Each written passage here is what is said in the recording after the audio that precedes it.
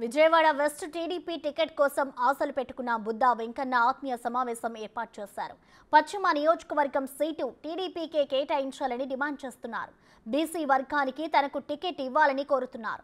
ఇప్పటికీ తాను పార్టీ విధేయుడుగా ఉన్నానని బుద్దా వెంకన్న అంటున్నారు. అదే మాదిరిగా చెప్పుకుంటూ పోతే ఒక కమర్షియల్ మార్కెట్ కానీ, కాళేశ్వరం మార్కెట్ కానీ, విజయ డైరీ కానీ ఇలా చెప్పుకుంటూ పోతే అన్ని పరిశ్రమలు కూడా మన నియోజకవర్గంలో ఉన్నాయి.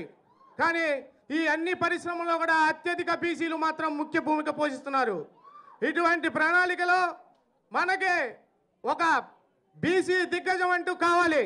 కాబట్టి మనకి ఈ అమ్మవారి గుడి దగ్గర గుడే ఉండడమే కాదు, గుడి పక్కన మన బుద్దా వెంకన్న గారు ఉన్నారనే నమ్మకం బలంగా చేకూరుంది మనకి. కాబట్టి ఎన్నో ఒడిదుడుకులు వచ్చినా కూడా తెలుగుదేశం పార్టీలో మాకంటూ ఒక గుమ్మం ఉందంటే అది అన్నగారు బుద్దా వెంకన్న గారేనని మనందరం గ్రహించాల్సిన విషయం ఉంది.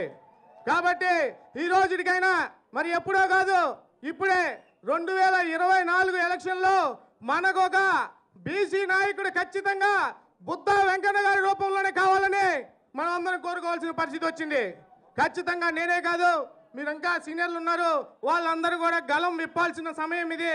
ఖచ్చితంగా మనందరం బుద్దా వెంకన్న గారిని తీసుకొచ్చేసి ఒక ఎమ్మెల్యే అభ్యర్థిగా గెలిపించుకోవాల్సిన బాధ్యత మనందరి మీద ఉందని నేను ఈ సభాముఖంగా తెలియజేయడం జరుగుతుంది. ధన్యవాదాలు రాంబాబు గారు. ఇప్పుడు మీరందరూ ఎదురు చూస్తున్నటువంటి మన ప్రియతమ నాయకుడు శ్రీ బుద్దా వెంకన్న గారు మాట్లాడే ముందు మన 42వ డివిజన్ తెలుగుదేశం పార్టీ అధ్యక్షులు, సీనియర్ తెలుగుదేశం పార్టీ నాయకులు శ్రీ పేరాబత్తుల రమణ గారిని మాట్లాడవలసిందిగా కోరుతున్నాం.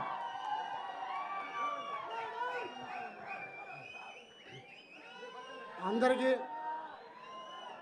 పశ్చిమ నియోజకవర్గం నుంచి ఇక్కడికి ఇచ్చేసినటువంటి అందరికీ కూడా, ప్రతి ఒక్క కార్యకర్తలకు, తెలుగు మహిళలకు అందరికీ కూడా హృదయపూర్వకమైనటువంటి ధన్యవాదాలు తెలుపుకుంటూ, ముందుగా మనం పశ్చిమ నియోజకవర్గంలో మనకంటూ అమితమైనటువంటి అమ్మవారు ఉంది. అమ్మవారిని మనం అందరం కూడా అభిమానిస్తాం. కానీ బుద్దా వెంకన్న గారు మాత్రం మా దైవం, మా చంద్రబాబు నాయుడు గారు అని చెప్పని ఆయన గుండెలలో ఉన్నటువంటి మహానాయకుడు చంద్రబాబు నాయుడు గారు. ఆయన కోసం ఇక్కడ ఎంపీ కేసినేని నాని ఉంటే చంద్రబాబు నాయుడు గారి పైన అనేక దౌర్జన్యాలు జరిగితే చెవులు మూసుకున్నాడు, మూతి మూసుకున్నాడు. అలాంటిది బుద్దా వెంకన్న గారు వచ్చబోబిచ్చాడు.